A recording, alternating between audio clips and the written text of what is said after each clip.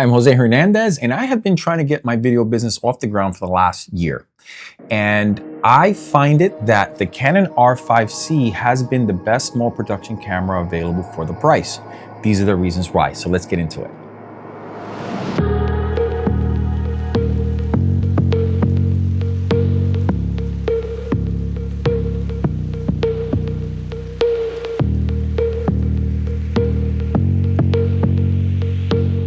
So I've been trying to get my video business off the ground for a little bit over a year now, and I always felt before like I was, like short-handed when it came down to the equipment I was using. And that's where this bad boy comes in. Now, if you follow my channel, you know that I have been using the R5C for a little bit over 6 months now, and I'm absolutely in love. Now, what I do really appreciate about this camera is that it did not let me down in my first real big conference job. And the reasons why were very simple. It was a workhorse camera, had all the codecs that I needed.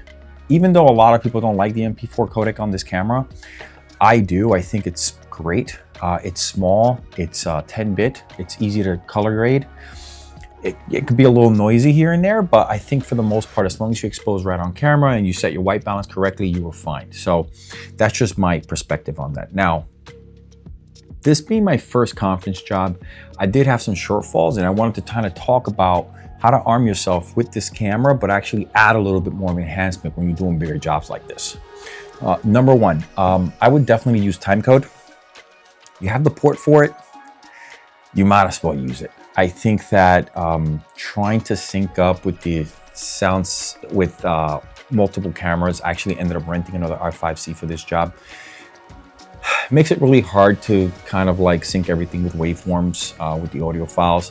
It kind of sucks. So I think that knowing that now, I would definitely get some sort of timecode unit for this thing, or just have a timecode unit for my kit moving forward. I think that that would be, I don't know if it's absolutely necessary for me to buy it. Maybe I can rent it, but I just feel like it's one of those things that is cheap enough where I could buy it, and if I use it a couple times a year, I think it's fine.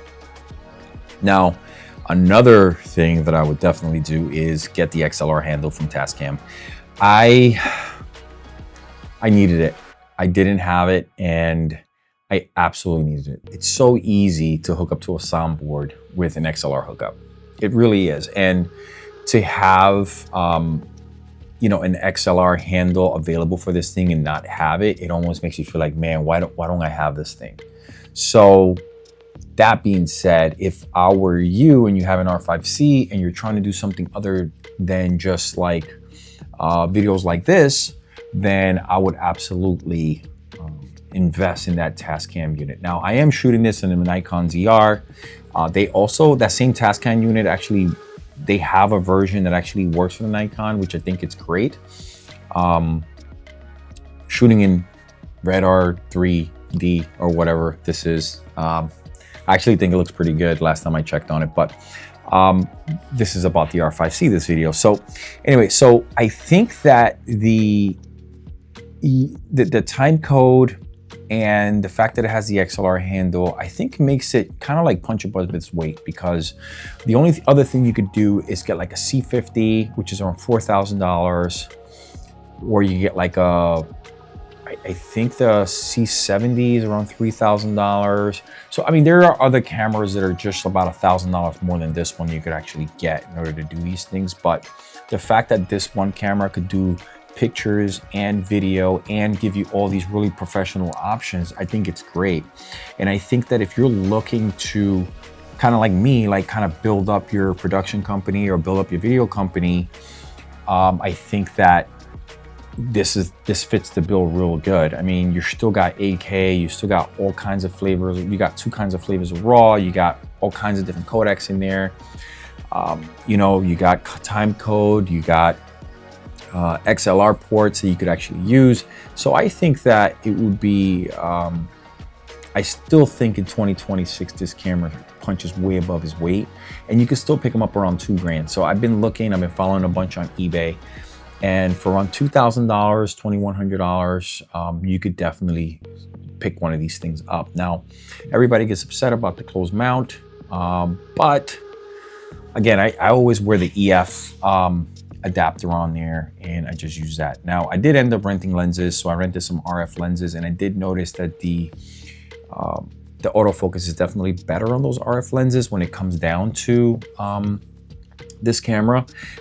I don't find that I need the RF lenses. I think the autofocus is just fine with the EF stuff, but I think that is a little bit snappier. It's one thing I did notice. And yeah, I mean, listen, if you're looking for a camera that's going to be able to help support your video business from 2026 moving forward, I think that this camera still is definitely there. Now, I will talk about the Nikon ZR coming up, just because I brought it to this conference just for B-roll, but it really did open up my eyes to all of the other things you could do for it. And if I had to pick between the Nikon ZR and this particular unit, the R5C, I think that you're gonna see there's a lot of similarities between these two and what they're actually good for.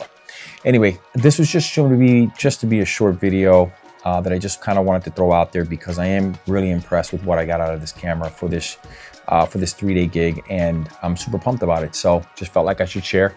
And if you have any questions, if you guys want to give me any tips, I love to take tips, just because I'm not like a professional here. I'm trying to be a professional. I'm trying to become better at the craft.